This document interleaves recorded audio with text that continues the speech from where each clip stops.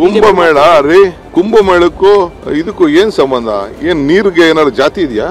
अरे भाई गंगा में डुबकी लेने से गरीबी दूर होती क्या? कंपटीशन में एक डुबकी मारता तू, और जब तक टीवी में अच्छा नहीं आता तब तक डुबकी मारते रहते।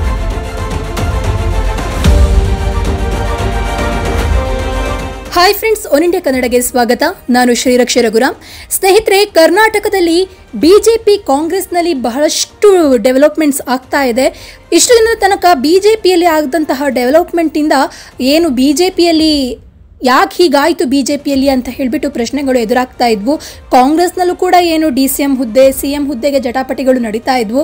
ಆದರೆ ಇದೀಗ ಇದೆಲ್ಲದಕ್ಕಿಂತ ಕೂಡ DK ಶಿವಕುಮಾರ್ ಅವರ ನಡೆ ಆಗಿರಬಹುದು, ಅವರ ಒಂದು ಇದೀಗ ಏನಂತ ಹೇಳ್ತಾರೆ, ಅವರ ಕೆಲವು ನಿರ್ಧಾರಗಳಾಗಿರಬಹುದು, ಇದೆಲ್ಲವನ್ನ ನೋಡ್ತಾ ಇದ್ರೆ DK ಶಿವಕುಮಾರ್ ಅವರ ಒಂದು ನಡೆಗೆ, ಅವರ ಒಂದು ನಿರ್ಧಾರಗಳಿಗೆ ಹಿತಶತ್ರುಗಳು ಬೆಚ್ಚಿ ಬೀಳ್ತಾ ಇದ್ದಾರಾ ಅನ್ನುವಂತಹ ಪ್ರಶ್ನೆ ಎದುರಾಗ್ತಾ ಇದೆ. ಏನು ಇದರ ಬೆನ್ನಲ್ಲೇ ಶ್ರೀರಾಮುಲು ಅವರ ಹೇಳಿಕೆಗಳು ಕೂಡ ಒಂದು ರೀತಿಯಲ್ಲಿ ಆಶ್ಚರ್ಯವನ್ನ ಮೂಡಿಸ್ತಾ ಇದೆ. ಏನಾದರೂ DK ಶಿವಕುಮಾರ್ ಆ ರೀತಿ ಆಗ್ಬಿಡ್ತಾರಾ? ಅಷ್ಟಕ್ಕೂ ಶ್ರೀರಾಮುಲು ಅವರು ಏನು ಹೇಳಿರೋದು, ಇದೆಲ್ಲವನ್ನ ಕೂಡ ನೋಡೋಣ. ಸ್ನೇಹಿತರೆ, ಸದ್ಯಕ್ಕೆ ಈಗ KPCC ಅಧ್ಯಕ್ಷ DK ಶಿವಕುಮಾರ್ ಅವರ ಒಂದು ನಡೆ ಇದೆಯಲ್ವಾ, ರಾಜ್ಯ ಮಾತ್ರ ಅಲ್ಲದೆ ರಾಷ್ಟ್ರ ಮಟ್ಟದಲ್ಲೂ ಕೂಡ ರಾಜಕೀಯ ವಲಯದಲ್ಲಿ ಭಾರೀ ಸಂಚಲನವನ್ನು ಸೃಷ್ಟಿ ಮಾಡ್ತಾ ಇದೆ. ಮೇಲ್ನೋಟಕ್ಕೆ ಒಬ್ಬ ಹಿಂದೂ ಆಗಿ ದೇವರನ್ನು ನಂಬುವ ವ್ಯಕ್ತಿಯಾಗಿ ಕುಂಭಮೇಳದಲ್ಲಿ ಸ್ನಾನ ಮಾಡೋದಾಗ್ಲಿ, ಶಿವರಾತ್ರಿ ಕಾರ್ಯಕ್ರಮದಲ್ಲಿ ಪಾಲ್ಗೊಳ್ಳೋದಾಗ್ಲಿ ತಪ್ಪಲ್ಲ ಅನ್ನುವಂತೆ ಅವರ ನಡೆಯಲ್ಲಿ ಕಾಣಬಹುದು. ಆದರೆ ಒಳಗಿನ ಗೇಮ್ ಬೇರೆನೇ ಇದೆ, ಒಳಸುಳಿಯೇ ಬೇರೆ ಇದೆ ಅಂತ ಹೇಳಲಾಗ್ತಾ ಇದೆ. ಹೌದು, ಒಬ್ಬ ಹಿಂದೂ ಆದವ ಕುಂಭಮೇಳದಲ್ಲಿ ಹೋಗಿ ಸ್ನಾನ ಮಾಡೋದು ಅಥವಾ ಶಿವರಾತ್ರಿಯಲ್ಲಿ ಭಾಗವಹಿಸೋದು ಇದೆಲ್ಲ ತಪ್ಪಲ್ಲ. ಯಾಕಂತ ಹೇಳಿದ್ರೆ ಹಿಂದೂ ಸಂಸ್ಕೃತಿ, ಒಬ್ಬ ಬೇರೆ ಧರ್ಮದವರು ಈ ರೀತಿಯಾಗಿ ಮಾಡಿದ್ರೆ ಒಂದು ರೀತಿ ಸುದ್ದಿ ಆಗ್ತಾ ಇತ್ತು. ಆದರೆ ಹಿಂದುವೇ ಈ ರೀತಿಯಾಗಿ ಮಾಡಿರೋದ್ರಿಂದ ಇದೇನು ತಪ್ಪಲ್ಲ ಅಂತ ಹೇಳಬಹುದು. ಆದರೆ ಇದು ಮಾಡಿರುವಂಥದ್ದು ಯಾರು? DK ಶಿವಕುಮಾರ್. ಹಾಗಾಗಿ ಅದನ್ನು ಹಿಂದೂ ಹಾಗಾಗಿ ಹೀಗೆ ಮಾಡಿದಾರಂತ ಹೇಳಿ ನಂಬಕ್ಕೆ ಸಾಧ್ಯ ಇಲ್ಲ. ಒಳಗಿನ ಆಟ ಬೇರೆ ಇದೆ ಅಂತ ಹೇಳಲಾಗ್ತಾ ಇದೆ. ಯಾಕಂದ್ರೆ ಇದನ್ನ DK ಶಿವಕುಮಾರ್ ಹೊರತುಪಡಿಸಿ ಬೇರೆ ಯಾರು ಮಾಡಿದ್ರು ಅದಕ್ಕೆ ಬೇರೆಯದೇ ಆದ ವ್ಯಾಖ್ಯಾನಗಳ ಅಗತ್ಯವಿರಲಿಲ್ವ ಏನೋ. ಆದರೆ ರಾಜ್ಯದಲ್ಲಿ ಆಗ್ತಾ ಇರುವಂತಹ ರಾಜಕೀಯ ಬೆಳವಣಿಗೆಗಳ ನಡುವೆ ಅವರ ನಡೆ ತರಾವರಿಯ ಅಂದರೆ ಬೇರೆ ಬೇರೆ ರೀತಿಯ ಚರ್ಚೆಗೆ ದಾರಿ ಮಾಡಿಕೊಡ್ತಾ ಇದೆ. ಕಳೆದ ಕೆಲವು ಸಮಯದಿಂದ ರಾಜ್ಯ ಕಾಂಗ್ರೆಸ್ನಲ್ಲಿ ಕೆಲವು ನಾಯಕರು ನಡೆದುಕೊಳ್ತಾ ಇದ್ದಂತಹ ರೀತಿ, ಹಾಗೆ ಅವರು ಕೊಡ್ತಾ ಇದ್ದಂತಹ ಹೇಳಿಕೆಗಳೆಲ್ಲವೂ ಕೂಡ KPCC ಅಧ್ಯಕ್ಷ DK ಶಿವಕುಮಾರ್ ಅವರ ವಿರುದ್ಧವಾಗಿಯೇ ಇತ್ತು. ಆದಷ್ಟು ಬೇಗ KPCC ಅಧ್ಯಕ್ಷ ಸ್ಥಾನವನ್ನು ಕಿತ್ಕೊಳ್ಬೇಕು ಎಂಬ ಹಠಕ್ಕೆ ಬಿದ್ದಂತೆ ಕಾಣ್ತಾ ಇತ್ತು. ಇಷ್ಟಕ್ಕೂ ಕೂಡ KPCC ಅಧ್ಯಕ್ಷ ಸ್ಥಾನವನ್ನ DKಶಿಯಿಂದ ಕಿತ್ತುಕೊಂಡು ಮಾಡುವಂತಹ ಸಾಧನೆ ಏನೂ ಇರಲಿಲ್ಲ. ಅಲ್ಲಿ ಇದ್ದದ್ದಷ್ಟೇ KPCC ಅಧ್ಯಕ್ಷ ಸ್ಥಾನವನ್ನು ಕಸಿದುಕೊಂಡು ಅವರ ಪ್ರಾಬಲ್ಯವನ್ನು ಕುಗ್ಗಿಸೋದಷ್ಟೇ. ಅಂದರೆ DK ಶಿವಕುಮಾರ್ ಅವರ ಬಲವನ್ನು ಕುಗ್ಗಿಸಬೇಕು, DK ಶಿವಕುಮಾರ್ ಅವರ ವರ್ಚಸ್ಸನ್ನು ಕರ್ನಾಟಕದಲ್ಲಿ ಕಮ್ಮಿ ಮಾಡಬೇಕು ಅನ್ನುವಂತಹ ಉದ್ದೇಶ ಇತ್ತು. ಇನ್ನು ನಾವು ಕಳೆದ ಒಂದೆರಡು ತಿಂಗಳ ಅವಧಿಯಲ್ಲಿ ಕಾಂಗ್ರೆಸ್ನ ಕೆಲವು ನಾಯಕರು ನಡೆದುಕೊಂಡ ರೀತಿ, ಅವರು ನೀಡಿದ ಹೇಳಿಕೆಗಳು, ಅಂದರೆ ಅವೆಲ್ಲವನ್ನು ಕೂಡ ನೋಡಿದ್ದೆ. ಆದರೆ ಅದು ಕಾಂಗ್ರೆಸ್ನಲ್ಲಿ ಬಣ ಜಗಳವಿದೆ ಅನ್ನೋದಷ್ಟೇ ತೋರಿಸ್ತಾ ಇರಲಿಲ್ಲ. ಯಾವುದೇ ಕಾರಣಕ್ಕೂ ಕೂಡ CM ಸ್ಥಾನದ ಅಧಿಕಾರ ಹಸ್ತಾಂತರ ಆಗಲ್ಲ ಮತ್ತು ಅದನ್ನು ಯಾವುದೇ ಕಾರಣಕ್ಕೂ ಕೂಡ DK ಶಿವಕುಮಾರ್ ಅವರಿಗೆ ಕೊಡಲ್ಲ ಅಂತ ಅಂದಿದ್ರು. ಮುಂದಿನ 3 ವರ್ಷಗಳ ಕಾಲ ಸಿದ್ದರಾಮಯ್ಯ ಅವರೇ CM ಆಗಿ ಮುಂದುವರಿತಾರೆ ಅನ್ನುವಂತಹ ಸಂದೇಶವನ್ನು ಅವರ ಬೆಂಬಲಿಗರು ಹಾಗೆ ಸಚಿವರು ಮತ್ತು ಶಾಸಕರು DKಶಿ ಅವರಿಗೆ ರವಾನಿಸುವಂತಹ ಕೆಲಸವನ್ನು ಮಾಡ್ತಾ ಬಂದಿದ್ರು. ಅಂದರೆ ಮುಂದಿನ 3 ವರ್ಷಗಳ ಕಾಲ ಸಿದ್ದರಾಮಯ್ಯ ಅವರೇ CM ಆಗಿರ್ತಾರೆ, ಪವರ್ ಶೇರಿಂಗ್ ಅನ್ನುವಂಥದ್ದೇ ಇಲ್ಲ, ನಮ್ಮ ಒಂದು ಪಕ್ಷ ಅಂದರೆ ಕಾಂಗ್ರೆಸ್ನಲ್ಲಿ ಯಾವುದೇ ಹುದ್ದೆ ಖಾಲಿ ಇಲ್ಲ ಅನ್ನುವಂತಹ ಒಂದು ಸಂದೇಶವನ್ನು, ಒಂದು ಮೆಸೇಜನ್ನು ಕೊಡುವ ಕೆಲಸವನ್ನು ಮಾಡಿದರು. ಇನ್ನು DK ಶಿವಕುಮಾರ್ ಅವರ ವಿರುದ್ಧ ಅಸಮಾಧಾನ ಯಾಕೆ, ಬೇಸರ ಯಾಕೆ ಅನ್ನೋದನ್ನು ನೋಡೋದಾದರೆ, ಇದೆಲ್ಲದರ ನಡುವೆ ಸಿದ್ದರಾಮಯ್ಯ ಅವರನ್ನು ಮುಂದಿಟ್ಕೊಂಡು ಅವರ ಬೆಂಬಲಿಗರು ದಲಿತ ಹಿಂದುಳಿದವರ ಸಮಾವೇಶವನ್ನು ಮಾಡಿ ಶಕ್ತಿ ಪ್ರದರ್ಶನಕ್ಕೂ ಕೂಡ ಮುಂದಾಗಿದ್ರು.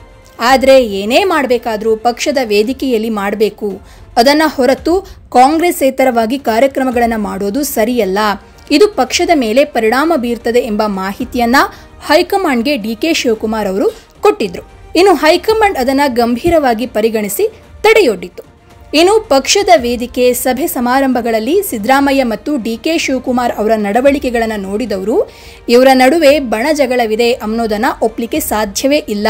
ಬಹಿರಂಗವಾಗಿ ಯಾವತ್ತೂ ಕೂಡ ಇಬ್ರು ನಾಯಕರು ಹೊರಗೆ ಹಾಕಿಲ್ಲ. ಆದರೆ ಎಲ್ಲರಿಗೂ ಗೊತ್ತಿರುವ ವಿಚಾರ ಏನು ಅಂತ ಅಂದರೆ, ಇವರ ನಡುವಿನ ಬಣ ಜಗಳ ಮಾತ್ರ ಹಿಂದಿನಿಂದಲೂ ಕೂಡ ಇದೆ, ಈಗಲೂ ಕೂಡ ಇದೆ. ಸಮಯ ಸಿಕ್ಕಾಗ್ಲೆಲ್ಲ ಬೇರೆ ಬೇರೆ ಕಾರಣಕ್ಕೆ ಅವರ ಬೆಂಬಲಿಗರು ಅದನ್ನ ಹೇಳಿಕೆಗಳ ಮೂಲಕ ಬಹಿರಂಗಪಡಿಸ್ತಲೇ ಇರ್ತಾರೆ. ಇದು ಎಲ್ರಿಗೂ ಗೊತ್ತಿರುವ ವಿಚಾರವೇ ಅಂತ ಹೇಳ್ಬಿಟ್ಟು ಹೇಳಲಾಗ್ತಾ ಇತ್ತು. ಇನ್ನು ಕುಂಭ ಸ್ನಾನ ಮಾಡಿ ಸುದ್ದಿಯಾದ ಡಿಕೆಶಿ. ಹೌದು, ಇದೆಲ್ಲದರ ನಡುವೆಯೂ ಡಿಕೆ ಶಿವಕುಮಾರ್ ಅವರ ನಡೆ ಅಚ್ಚರಿಯನ್ನ ಮೂಡಿಸ್ತಾ ಇದೆ. ಕುಂಭಮೇಳವನ್ನ ಕಾಂಗ್ರೆಸ್ ಮತ್ತು ಇಂಡಿಯಾ ಒಕ್ಕೂಟದ ಪಕ್ಷದ ನಾಯಕರು ಪುಂಕಾನುಪುಂಕವಾಗಿ ತೆಗಳ್ತಾ ಇದ್ದಂತಹ ಸಂದರ್ಭದಲ್ಲಿಯೇ ಸಂಸಾರ ಸಹಿತವಾಗಿ ಪ್ರಯಾಗ್ರಾಜ್ಗೆ ಹೋಗಿ ಪವಿತ್ರ ಸ್ನಾನವನ್ನ ಮಾಡಿ ಬಂದಿದ್ರು. ಅಂದ್ರೆ ಕಾಂಗ್ರೆಸ್ನವರಾಗಿರ್ಬಹುದು ಅಥವಾ ಇಂಡಿಯಾ ಒಕ್ಕೂಟದವರು ಕುಂಭಮೇಳದ ಒಂದು ವ್ಯವಸ್ಥೆ ಸರಿ ಇಲ್ಲ, ಕುಂಭಮೇಳದಲ್ಲಿ ಹಾಗಾಗ್ತಾ ಇದೆ, ಹೀಗಾಗ್ತಾ ಇದೆ, ಅಲ್ಲಿ ಅಷ್ಟು ಜನ ಸತ್ತೋದ್ರು, ಇಷ್ಟು ಜನ ಸತ್ತೋದ್ರು ಅನ್ನುವಂತಹ ಒಂದು ಆರೋಪಗಳನ್ನು ಮಾಡ್ತಾ ಇದ್ರು. ಆದರೆ ಅದರ ಮಧ್ಯದಲ್ಲಿಯೇ ಡಿಕೆಶಿ ಅವರು ಕುಟುಂಬ ಸಮೇತರಾಗಿ ಪ್ರಯಾಗ್ರಾಜ್ಗೆ ಹೋಗಿ ಸ್ನಾನ ಮಾಡಿ ಬಂದರು. ಅಷ್ಟೇ ಅಲ್ಲದೆ ಅಲ್ಲಿನ ವ್ಯವಸ್ಥೆಯನ್ನ ಹೊಗಳಿದ್ರು. ಇದು ಕೇವಲ ರಾಜ್ಯ ಮಾತ್ರವಲ್ಲದೆ ರಾಷ್ಟ್ರ ರಾಜಕಾರಣದಲ್ಲಿಯೂ ಕೂಡ ಸುದ್ದಿ ಮಾಡಿತ್ತು. ಯಾಕಂದ್ರೆ ಡಿಕೆ ಶಿವಕುಮಾರ್ ಕೇವಲ ರಾಜ್ಯಕ್ಕೆ ಸೀಮಿತರಾದ ನಾಯಕರಲ್ಲ. ಅವರು ದೇಶದ ಯಾವ ಭಾಗದಲ್ಲಿ ಚುನಾವಣೆಯಾದರೂ ಅಲ್ಲಿಗೆ ಹೋಗಿ ಪಕ್ಷದ ಪರವಾಗಿ ಕೆಲಸ ಮಾಡುವಂತಹ ಸಾಮರ್ಥ್ಯ ಹೊಂದಿರುವಂತಹ ನಾಯಕ.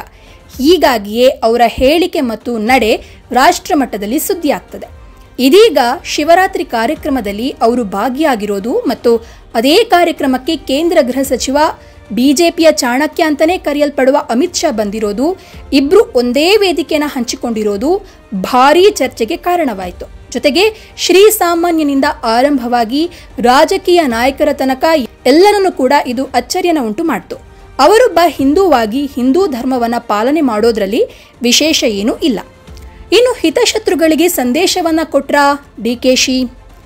ಇವತ್ತು ಕಾಂಗ್ರೆಸ್ನಲ್ಲಿರುವಂತಹ ಬಹುತೇಕರು ಹಿಂದೂ ಧರ್ಮದ ಕಾರ್ಯಕ್ರಮಗಳಲ್ಲಿ ಭಾಗಿಯಾದರೆ ಒಂದು ಸಮುದಾಯದ ಮತಗಳು ಕೈಬಿಟ್ಟು ಹೋಗ್ತವೆ ಎಂಬ ಭಯದಲ್ಲಿ ಹಿಂದೇಟು ಹಾಕ್ತಾರೆ.